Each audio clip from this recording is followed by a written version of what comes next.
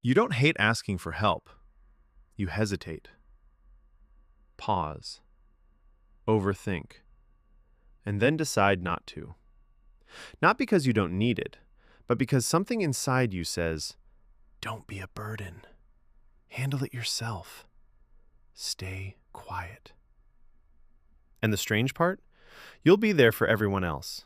You'll listen, support, fix, give. But when it's your turn, you disappear. If that feels familiar, this isn't random. It's not just a habit. It's a pattern built deep inside you, and it comes from traits most people never notice. Today, you might finally understand why. There's a moment most people don't see. It's late.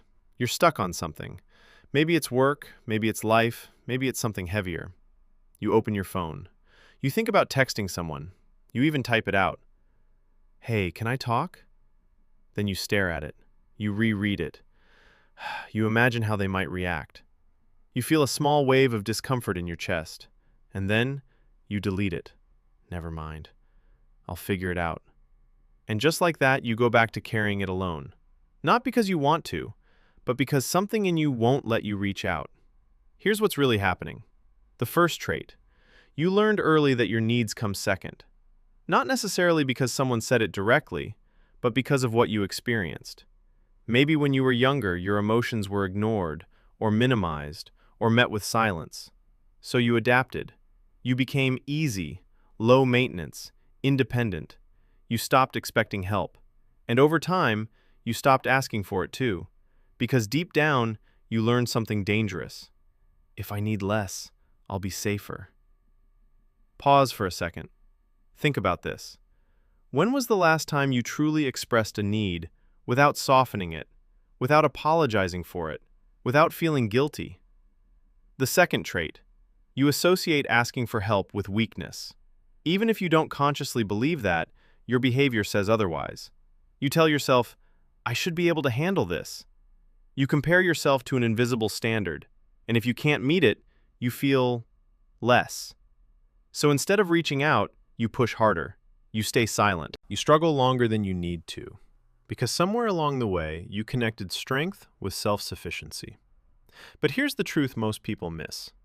Real strength isn't doing everything alone. It's knowing when you don't have to. And that realization? It usually comes late.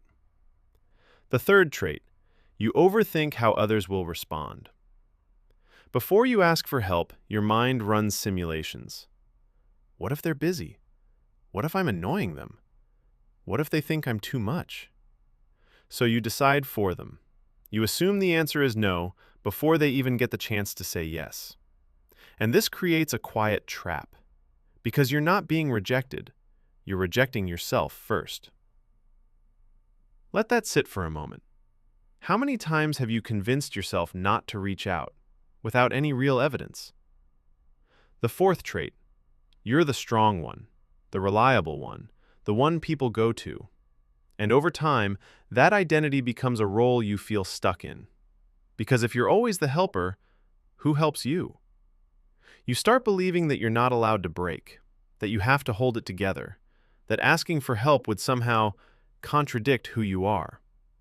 So you keep showing up for others, even when you're exhausted, even when you're overwhelmed, even when you quietly wish someone would notice without you having to say anything. And that's the painful part, because people can't read what you hide so well. The fifth trait. You fear being truly seen. Not just understood on the surface, but deeply seen. Because asking for help often means revealing something vulnerable, something messy, something unfinished, and that's uncomfortable. So instead, you present a controlled version of yourself, capable, calm, put together, even when that's not the full truth. Because if people see the real struggle, what if they see you differently? What if they leave? So you protect yourself by staying silent. But in doing that, you also block the very connection you're craving. Here's where it all comes together. You don't struggle to ask for help because you're difficult, or distant, or broken. You struggle because at some point, this was the safest way to exist, to rely on yourself, to minimize your needs, to stay in control. It protected you. But now, it's isolating you. And here's the twist most people don't expect.